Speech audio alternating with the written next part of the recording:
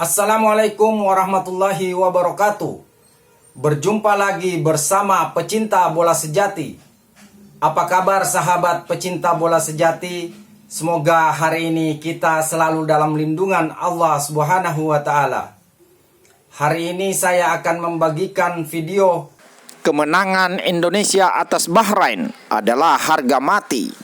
Untuk mengikuti informasinya lebih lanjut, mari kita simak videonya bersama-sama.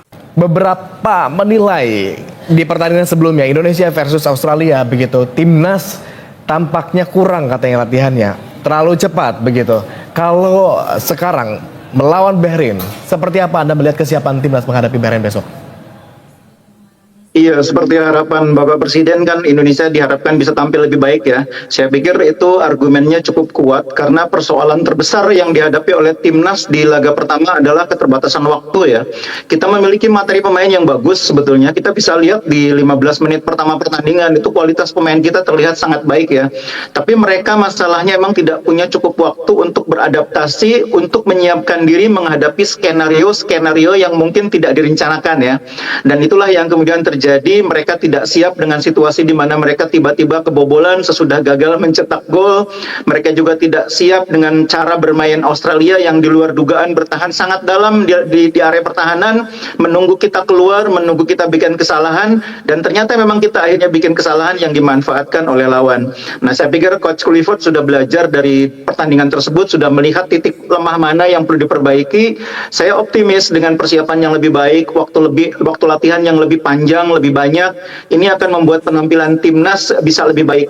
Terutama saya pikir di laga pertama Coach Clifford ini belum sepenuhnya mengenali kemampuan dan karakteristik masing-masing pemain. Itu sangat terlihat dari cara dia menyusun game plan, dari strategi pergantian pemain dan sebagainya.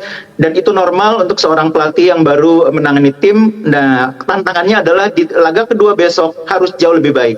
Oke, Bungkus, tapi tampaknya cukup mengejutkan juga kemarin pada saat Indonesia versus Australia, di mana Indonesia juga menerapkan begitu pola formasi 3-4-3 ini, pola ofensif, pola menyerang begitu ya. Kalau Bang Effendi gimana melihatnya? Ya, Agung dan Bungkus, tadi saya pikir Bungkus yang menjawab. Nggak apa-apa, nanti kita bagi-bagi aja waktunya. Ya, sekarang kita kalau bicara harus agak hati-hati karena suasana sedang hangat-hangatnya ya Bungkus ya. Ya, spesial disclaimer dulu, saya kalau tampil nih ya alhamdulillah sudah jadi wartawan bola itu sejak 1984 lah ya. Dan sudah melaporkan Piala Dunia itu 1990 lah. Jadi kalau ada pengamatan meleset-meleset dikit ya sudah ada sedikit pengalaman. Nah, balik ke pertanyaan tadi, saya rasa saya mau melengkapi Bungkus dengan menyatakan dua hal. Satu, tentu secara teknik kita berharap pelatih dengan timnya yang besar, jadi di samping Patrick Kluivert, Bungkus dan para pemirsa serta Agung, kan kita berharap ada Alex Pastoor juga di situ ya. Yang semula Alex Pastoor ini malah merencanakan mau menggunakan strategi Sintayong pada awalnya di Australia gitu ya, artinya beradaptasi dari strategi Sintayong. Yang penting bawa pulang kemenangan gitulah, bawa pulang 3 poin gitu. Ternyata oleh Patrick Kluivert digunakan gaya menyerang eksplosif yang menarik sampai menit ke-8 atau sampai menit ke-10 ya. Begitu ada penalti di menit ke-18 itu, lalu kesananya berubah walaupun sepanjang pertandingan tetap eksplosif. Nah, yang kedua, di samping strategi yang tadi sudah disampaikan Bungkus harus dilakukan semacam peralihan dengan lebih teliti, menunggu di 15 menit pertama. Yang kedua saya rasa soal tekanan ya. Boleh jujur kita akui sekarang kita sedang terbelah ya Bungkus ya.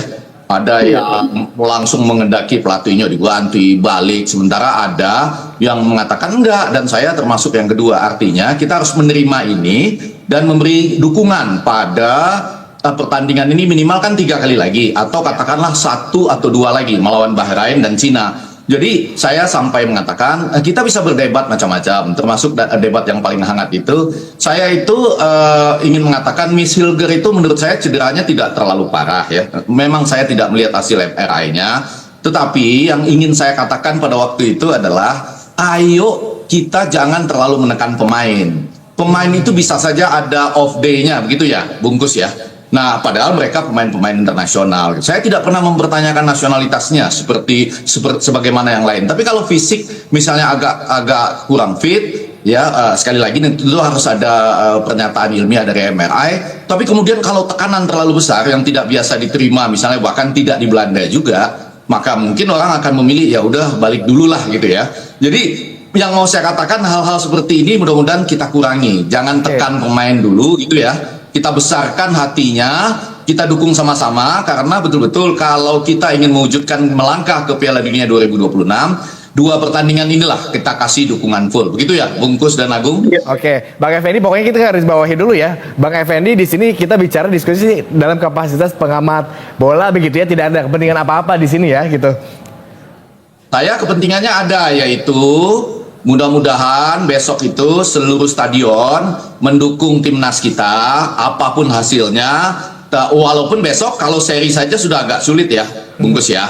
Kemudian sesudah itu kita melawan Cina. Cuma itu kepentingan saya karena saya yakin tetap ada yang masih cinta pelatih lama misalnya ya. Dan mungkin saja mereka seperti di Australia, saya ada di sana, mungkin saja mereka juga meneriakkan Sintayong, Sintayong. Nggak apa-apa juga menurut saya kalau memang rasa cintanya masih besar.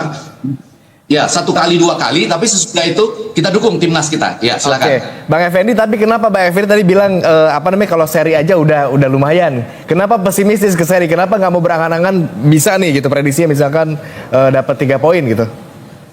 Oh, hati-hati. Saya bilang seri saja sudah bahaya maksud saya. Oh, jadi mengingat ada 3 pertandingan lagi ya, Bungkus ya dan Agung serta pemirsa. Lawan Bahrain ini kalau seri saja itu sudah agak sulit karena sesudah itu kan kita melawan Cina dan Jepang kita anggap di atas kita lah ya untuk kelasnya di Asia maupun pengalaman ke Piala Dunia. Jadi seri saja sudah bahaya, karena itu kita butuh dukungan sepenuhnya untuk memetik 3 poin walaupun tidak gampang karena Bahrain menurut saya sedang tampil luar biasa sejak juara Piala Teluk, ditambah dengan Jepang itu baru bisa mencetak gol ke gawang Kuwait itu setelah lebih dari 1 jam gitu. Oke, saya kembali ke Bungkus kalau begitu. Bungkus, katanya sulit melawan Bahrain, tetapi Anda tadi punya keyakinan bahwa kualitas pemain kita juga sebetulnya sudah oke, bahkan udah lebih baik lah begitu katakan dengan Bahrain. Terus sebelumnya juga kita dengar pernyataan dari pelatih Patrick Kluivert menyatakan bahwa kondisi para pemain timnas dalam kondisi yang optimal sekarang. Iya, jadi kita kadang-kadang suka memisahkan antara sepak bola sebagai permainan tim gitu ya, dengan sepak bola sebagai permainan yang diisi oleh pemain-pemain dengan reputasinya masing-masing. Reputasi pemain, prestasi pemain, kualitas pemain itu boleh bagus, tapi ketika dia menjadi sebuah tim itu belum tentu menggambarkan level kualitas masing-masing. Tergantung sejauh mana pemain ini berapa lama mereka berlatih, berapa lama mereka bertemu, berapa lama mereka membangun chemistry, kerjasama, dan tentu seberapa bagus pelatih menyiapkan game plan untuk mereka. Jadi kualitas pemain kita memang bagus, kita harus akui, tapi tinggal bagaimana pelatih menyiapkan game plan yang tepat. Tinggal bagaimana pemain beradaptasi dengan game plan yang disiapkan oleh pelatih, berkomunikasi, membangun chemistry. Nah, yang membedakan kita dengan Bahrain, kita punya pemain kualitasnya bagus. Bahrain mungkin tidak sebagus kita dari sisi materi pemain. Cuma Bahrain ini tim yang sudah solid ya, sudah padu karena sudah dibentuk bertahun-tahun. Beberapa pemainnya itu bahkan capsnya sudah mendekati 80. Artinya mereka sudah bermain lebih dari 5 tahun. Dan rata-rata pemainnya sudah bermain bersama itu lebih dari 20 kali. Kita masih banyak yang mainnya kurang dari 10 kali. Bahkan Jai Ijaz aja baru 10 kali loh. Jangan lupa meskipun dia kapten kita tuh sering belum terlalu ngeblend gitu ya.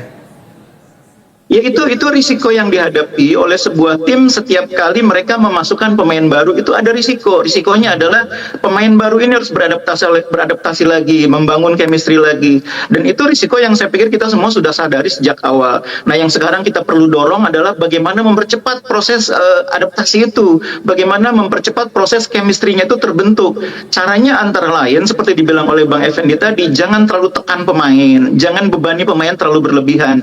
Biarkan pemain itu enjoy menikmati posisi dirinya sebagai bagian dari tim. Itu salah satu caranya. Tapi lebih penting lagi memang bagaimana pelatih menyiapkan game plan yang akan membuat pemain itu masing-masing tahu perannya di lapangan untuk apa, seperti apa, seberapa besar. Nah, itu saya pikir kualitas pelatih itu ditentukan oleh kemampuan dia menyusun game plan yang membuat masing-masing pemain itu bisa berkontribusi sesuai level yang dia punyai. Kalau game plan-nya tidak cukup baik, itu pemain meskipun kualitasnya sekelas Messi, sekelas Ronaldo, itu kontribusinya mungkin tidak sesuai dengan profil personalnya itu. Oke. Kalau Bang Effendi pendapatnya gimana nih?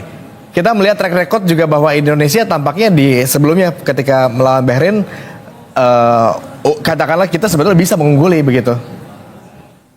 Ya, lagi-lagi game plan-nya agak berbeda pada waktu itu ya. Dan bahkan boleh dibilang konon kabarnya pertandingan kita melawan Bahrain itu melahirkan semacam persoalan yang disebut-sebut persoalan di ruang ganti atau locker room itu ya, yang berlanjut sampai ke Cina gitu ya. Tapi yang mau saya katakan dengan Bahrain ini kan memang ada perbedaan. Mereka walaupun sekali lagi juga kalah 0-2 dari Jepang, tetapi terlihat permainannya relatif lebih tenang, cukup membahayakan gawang lawan, dan di sana sini seperti yang tadi sudah kita sebutkan, Jepang pun tidak mudah mengalahkan mereka. Tapi apakah kita langsung akan mengatakan besok itu kita sulit mendapatkan kemenangan? Saya rasa sangat tergantung pada apa yang disampaikan oleh Bung Kus tadi ya. Saya rasa tidak bisa lagi 15 menit pertama itu langsung eksplosif habis-habisan ya.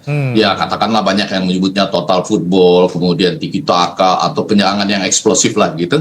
Saya rasa mungkin menunggu sejenak ya, sambil melihat betapa dukungan penonton kita akan sangat tinggi, kita meningkatkan kepercayaan diri kita di sana. Dan kemudian pada saat-saat tertentu kita percaya sekarang kan ada Ragnar Oratmangun yang sudah bisa main ya. Kemudian di belakang ada Justin Hubner ya yang juga sudah bisa berduet bersama-sama dengan Ijes dan Rizky Ridho misalnya. Lalu di depan oleh Romney misalnya itu juga akan didukung juga dari lini tengah misalnya kalau Eliano Raiders yang diturunkan. Sekali lagi nanti formasi mungkin bisa dibahas lebih detail lagi oleh Bung Kusna ini. Tetapi kepercayaan diri itu yang paling utama. Kepercayaan diri kembali, kata Pak Sumarji itu sudah diperoleh ya oleh manajer timnas kita, disampaikan demikian. Dan dukungan penonton, sekali lagi kalaupun ada 1-2 yang berteriak untuk dukung siapa gitu, nggak apa-apa, kita ketawa sama-sama, tapi nanti kita dukung terus supaya tetap berhati-hati di 15 menit pertama dan memanfaatkan setiap momentum. Kemenangan 1-0 saja ya, ataupun 2-1 misalnya, itu juga sesuatu yang sudah berarti sekali.